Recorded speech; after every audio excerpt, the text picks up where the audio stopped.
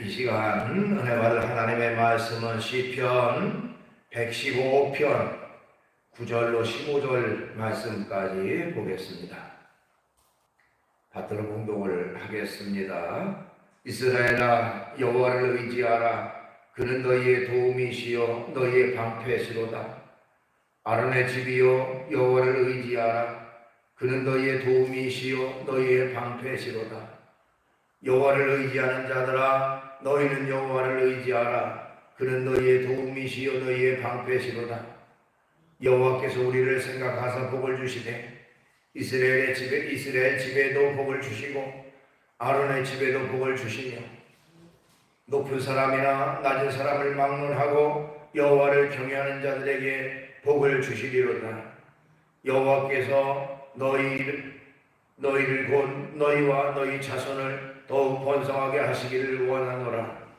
너희는 천지를 지으신 여호와께 복을 받는 자로다. 아멘. 말씀을 15절까지 받도록 공독을 했습니다. 오늘 주어진 본문 말씀 가지고 아름다운 가정, 이런 제목의 말씀으로 은혜를 같이 나누려고 합니다. 흔히 5월을 가정의 달이다 이렇게 얘기를 합니다. 올해는 어린이날도 있고요, 어버이날도 있고요, 또 부부의 날도 있습니다. 어린이날은 5월 5일날 여러분들 잘 알고 있고요, 또 어버이날은 5월 8일날 잘 알고 있습니다. 부부의 날은 언젠가요? 이튿날입니까? 부부의 날은 잘 모르겠죠? 예. 둘이 하나 된다. 그래서 21일 날이 부부의 날입니다. 여러분들 꼭 기억하시기 바랍니다. 둘이 하나, 21일 날. 예. 자, 어쨌든 이렇게 가정에 필요한 어린이날도 있고 어버이날도 있고 부부의 날도 있어서 가정의 소중함을 다시 한번 생각해보고 또 아름다운 가정을 이루기 위해서 노력하는 그런 달이 바로 5월이다 이렇게 말씀드릴 수가 있습니다. 가족을 혈연 공동체라고 부릅니다. 피를 나눈 사람들이 함께 모여 사는 곳이 가정이다 이렇게 말할 수가 있지요. 또 가족을 신뢰의 공동체라고도 부릅니다. 서로 의지하고 신뢰하고 믿음으로 하나 되는 그런 사람들이 모여 있기 때문에 그렇습니다. 가정은 하나님이 만드신 것입니다. 남편인 아담을 만드셨고요, 아내인 하와를 만드셔서 가정을 이루도록 하나님이 섭리하셨고, 그것이 오늘날까지 이어져서 아름다운 가정으로 연결되게 된 것입니다. 누군가 가정에 대해서 말하기를 이 시대는 집, 즉 하우스는 있는데 가정, 즉 홈은 없다 이런 말을 했습니다. 즉 이 말은 무슨 말이냐면 형식적인 집, 건물만 있지 집안에 사랑하고 화합하고 또 따뜻한 교류가 있는 그런 가정이 점점 실종되어 가고 있다 하는 얘기입니다. 10년 전, 20년 전에 비해서 지금 우리나라의 가정들은 무너지는 가정들이 참으로 많이 있습니다. 현재 우리나라의 이혼율은 3가정 중 1가정꼴로 이렇게 많이 이루어진다고 합니다. 사회학자인 크립턴 가드너라고 하는 사람은 그런 얘기를 했습니다. 모든 것을 다 잃어도 가정이 있으면 아직 다 잃은 것은 아니다. 그러나 모든 것을 다 가져도 가정을 잃으면 모든 것을 다 잃는 것이다. 이런 유명한 얘기를 했습니다. 가정이 무너지면 다 무너지는 것이다. 우리의 삶이 기반이 무너지고 삶의 의미도 무너지고 삶의 의욕도 무너지는 것이다. 그렇기 때문에 그만큼 가정이라고 하는 것이 너무너무 귀중하고 소중한 곳이라 이렇게 얘기를 했습니다. 어떤 사람이 한 호텔에 묵게 됐다고 합니다. 푹 쉴 생각에 최고급 호텔에 가장 경치 좋은 방을 예약을 했습니다.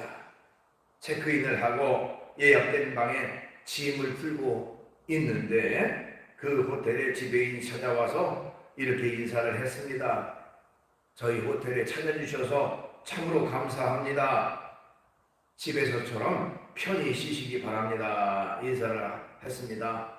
자, 그 말을 들은 이 손님이 얼굴을 찌푸리면서 풀고 있던 짐을 다시 싸가지고 밖으로 나가려고 합니다. 그때 이 지배인이 깜짝 놀라서 아니 왜 그렇습니까? 뭐 잘못된 거라도 있습니까? 그랬더니 그 사람이 하는 말이 지금 집에 골치 아픈 문제가 있어서 집을 피해서 호텔에 와서 잠시 쉬려고 왔는데 집에서처럼 편히 쉬라고 하니까 그 생각이 나서 여기 있을 수가 없습니다 하는 얘기를 했다고 합니다. 자, 우리의 가정이 아름다운 가정, 행복한 가정이 되어야 됩니다. 언제든지 돌아가고 싶은 곳, 편히 쉴 수 있는 곳, 언제나 따뜻한 곳, 아름다운 안식처가 곧 가정이어야 한다고 하는 것입니다. 그런데 행복한 가정은 저절로 이루어지는 것이 아닙니다. 마치 아름다운 정원을 가꾸기 위해서 그냥 놔두면 거기에 잡풀이 돋아나고 벌레가 많이 끼어서 그 정원은 다 망치고 마는 것처럼, 그런 아름다운 정원을 만들려면 물도 주고 거름도 주고 잡초도 뽑아주는 그 정성을 다해야 하는 것처럼 아름다운 가정을 만들기 위해서는 그만큼 많은 수고와 노력이 있어야 한다고 하는 것입니다. 자, 그렇다면 아름다운 가정을 이루기 위해서 반드시 있어야 할 것이 무엇일까? 몇 가지를 살펴보면서 은혜를 나누려고 합니다. 우선 아름다운 가정을 이루기 위해서는 서로 아끼고 존중하는 사랑이 있어야 합니다 하는 것입니다. 사랑으로 가득 찬 가정이 되어야 된다는 것이죠. 자, 영어로 가정 또는 가족을 의미하는 단어는 패밀리라고 합니다. 이 패밀리라고 하는 단어, 가족이라는 말이죠. 근데 이 패밀리를 어떤 분이 그렇게 재미있게 설명한 것을 봤습니다. 그 단어가 하나하나의 앞자를 따서 패밀리가 됐다. 그래서 F라고 하는 것은 father, A는 and, M은 mother, I는 I고 L은 love, Y는 you. 그래서 father and mother, I love you 이렇게 되어지는 것이 가족이다. 사랑으로 하나 되는 것이 가족이다. 이렇게 설명을 했습니다. 가정은 사랑의 공동체라고 합니다. 부모는 자녀를 사랑하고요, 자녀는 부모를 존경하고 사랑하는 것입니다. 또한 남편은 아내를 사랑하고 아내도 남편을 사랑하는 곳, 그곳이 곧 아름다운 가정인 것이죠. 특별히 자녀는 부모의 소유물이 결코 아닙니다. 자녀를 양육하되 사랑으로 양육하는 그런 부모가 되어야 되는 것입니다. 레바논의 철학자요 천재학자로 불렸던 칼릴 지브란이라고 하는 사람이 쓴 당신의 자녀들이라는 시가 있습니다. 당신의 자녀는 당신의 소유가 아닙니다. 그들은 온전한 삶을 열망하는 아들이고 딸입니다. 자녀들은 당신을 통해 왔으나 당신에게서 온 것이 아닙니다. 당신과 함께 있으나 당신의 것은 아닙니다. 그들에게 사랑을 줄 수는 있으나 생각을 줄 수는 없습니다. 그들에게는 그들만의 생각이 있기 때문입니다. 그들의 몸을 가둘 수는 있지만 마음까지 가둘 수는 없습니다. 그들의 영혼은 내일이라는 집에 살기 때문입니다. 그곳은 당신이 꿈속에서라도 방문할 수 없는 곳입니다. 당신이 그들처럼 되고자 할 수는 있겠으나 그들을 당신처럼 만들지는 마십시오. 삶은 거슬러 가지 않으며 어제에 머무르지도 않기 때문입니다. 자녀를 사랑으로 양육하는, 구속하고 속박하고 부모의 의지대로 자녀를 이끌려고 하지 말고 그들을 내 개성을 살려주고 그들을 사랑으로 바르게 잘 인도할 수 있는 그런 부모가 되어야 된다 하는 것이죠. 어쨌든 가정이라고 하는 것은 바로 사랑이 밑바탕되는, 사랑으로 하나 되는 그런 가정이 되어야 되는 것입니다. 그 다음에 또한 아름다운 가정을 이루기 위해서는 뭐가 있어야 되느냐? 언제나 믿고 의지하는 신뢰가 있어야 합니다 하는 것입니다.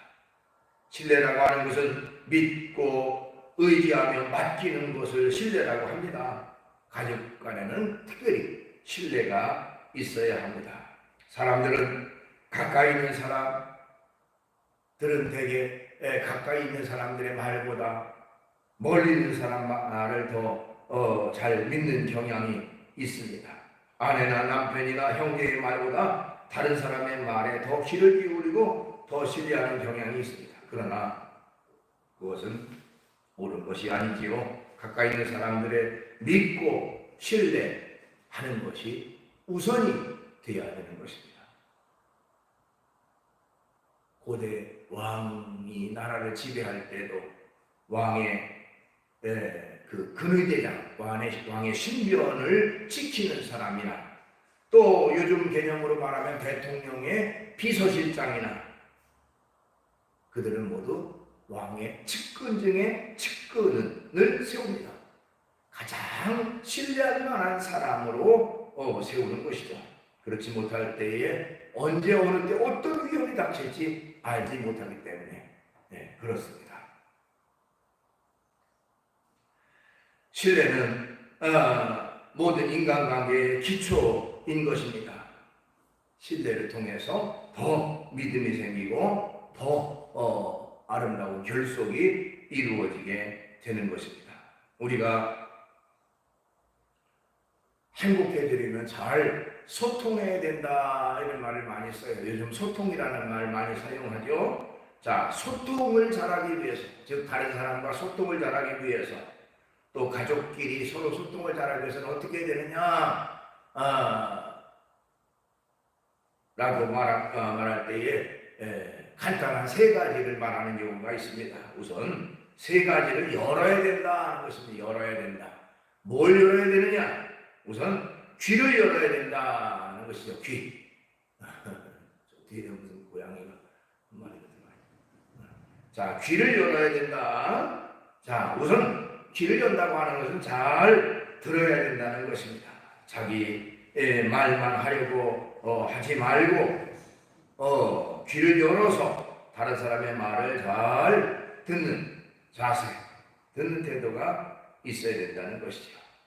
그 다음에 두 번째 우리가 열어야 될 것은 입을 열어야 된다는 것입니다. 듣는 것으로 끝나서는 안 되고요. 적극적으로 말하려고 해야 합니다. 즉 대화를 계속 끌고 가서 서로 이루어져야 소통이 이루어진다는 것입니다. 뿐만 아니라 이제 나아가서 마음을 열어야 된다 하는 것입니다.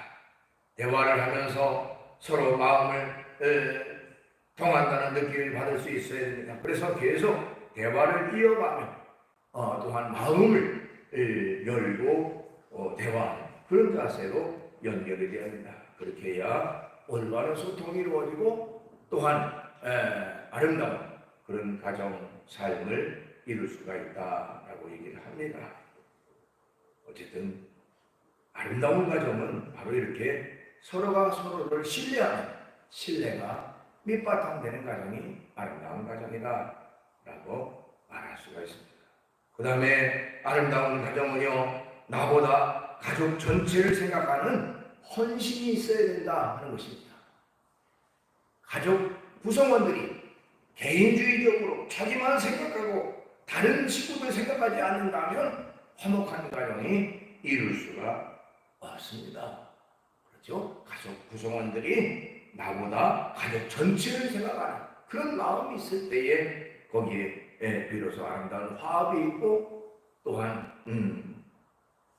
아름다운 화목이 이루어지게 되는 것입니다. 가족 서로 간의 헌신이 중요합니다.